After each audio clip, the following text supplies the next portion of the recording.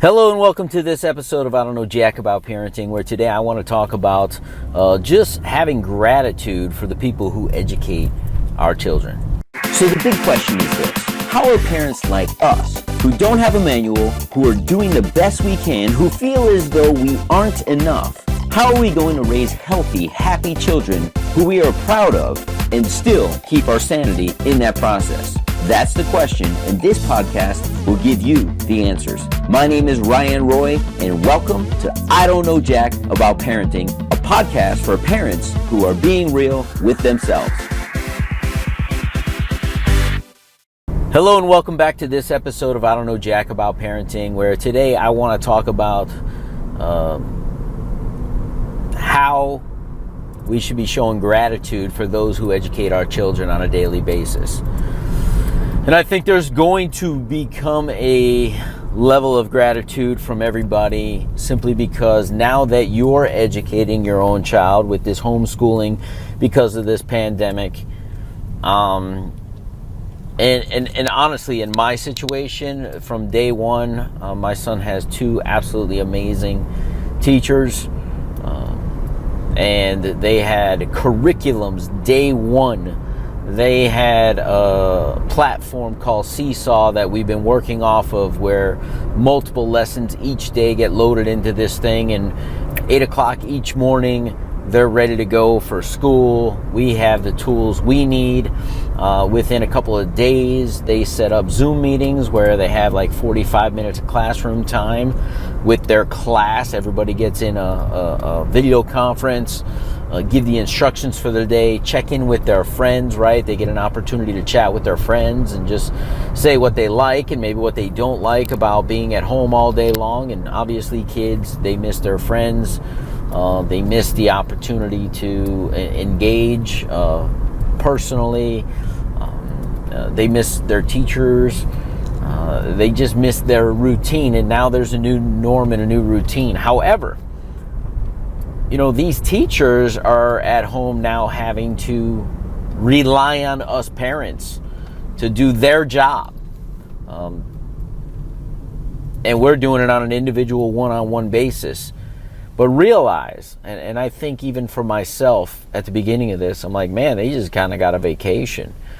They got an opportunity to, hey, I'm sure they had these lesson plans. They just need to upload them and they're done for the day. No, they're grading this work. And here's the thing. Now that not only are they educating the students, they're having to educate us as parents. How do we do this? And not only how do we do what they did, how do we do it in our new normal? So part of the reason I've been wanting to do this episode for a couple days now, it's kind of been on my heart. But just a couple hours ago, I got a message from my co-president of the PTA. If you guys don't know, I don't know how much I talk about that on here. I am the co-president of the PTA at my son's school. We do have a Facebook page where the parents, there's like 800 parents on there. It's called the Friends and Family page for the school. It's not associated with the PTA, but we do have kind of an eye on that page to make sure that there's nobody in there talking negatively about the school, and if they are, if we could interject in a positive way. And a message went up where a parent felt as though the teacher in her classrooms, she has two kids, not just one, but two classrooms, they just weren't doing enough. So one of the teachers that is very well respected said, could you pull it down? And the reason she did ask, not so that people don't have an opinion, but that's not the proper protocol to go and say, hey, I don't think, it's an opinion, but it's a negative opinion in a pandemic. When I'm sure these teachers being thrown out of their element, having to answer questions from, 20 plus parents, having to grade things while they're dealing with their own family, right? A lot of these teachers have kids of their own that they're now homeschooling in addition to doing their stuff. And I just don't think everybody understands the dynamic of the individual, and everybody's putting their junk on other people. I'm going to be a little transparent here on my end. I wish there was less work. You want to know why? Because my workload hasn't slowed down. I still work from home. I still put out these podcasts. My clients need me more than ever as a certified life coach. That's what I do. My clients are going through a lot of change and dynamic, and they need strategies to cope. So maybe there's a little extra time, but I can't miss my client calls at this point because people are home and people need guidance. But my wife is home. Both of my boys are home. She needs time to work. I need time to teach. My 2-year-old needs time for play and interaction. And doing 5 hours of schoolwork in addition to my own job, in addition to relieving my wife, in addition to just managing the household as a whole as parents. It's not just me. I don't need the amount of work that has been placed upon us. Some people don't work from home. I happen to be one. Some people now are home, right? They're home and they don't have anything to do but pour into their kids. Hopefully the government stimulus is helping them. But if I look from my own perspective, I wish the workload was minimized simply because my workload just got doubled and tripled because all the kids are home. But I imagine these teachers, their workloads have gotten doubled and tripled. All of our workloads, something has changed.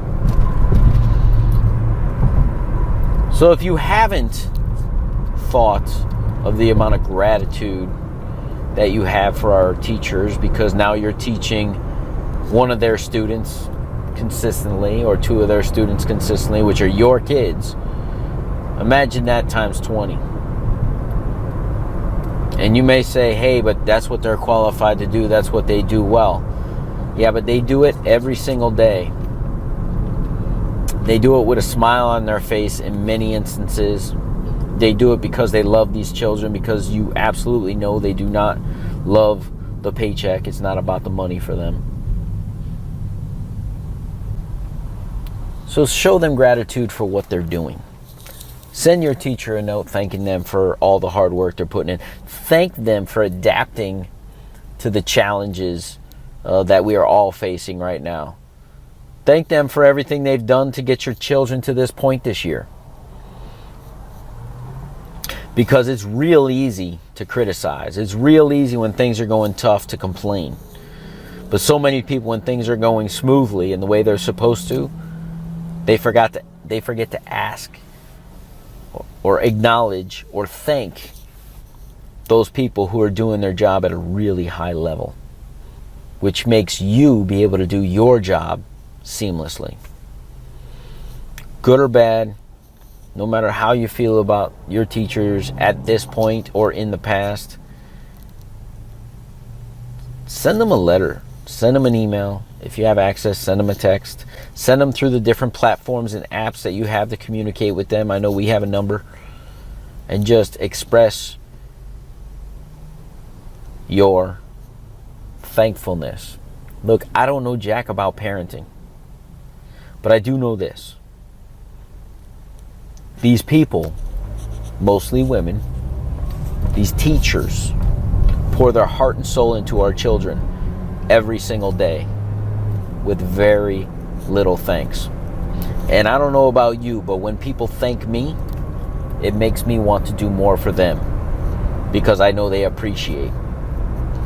So if you want your teachers to show up at a high level for your children, thank them for what they are doing. And if they don't feel they're doing a good job, they're going to be like, dang, I'm not even giving great effort and people are thanking me.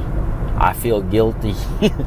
And they'll show up at a higher level. If they're already doing an excellent job, they're going to want to go that extra step for you and your child. It's human nature. And it only takes you a second, a minute, 10 minutes to type an email and say, thank you. So if I haven't said it, I've already said it to my kids' teachers.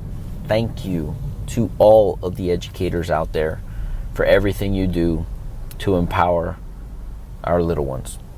We'll see you in the next episode. Do you want to be the dad you wish you had? If so, go get my free book, Be the Dad You Wish You Had, at BeTheDadYouWishYouHad.com.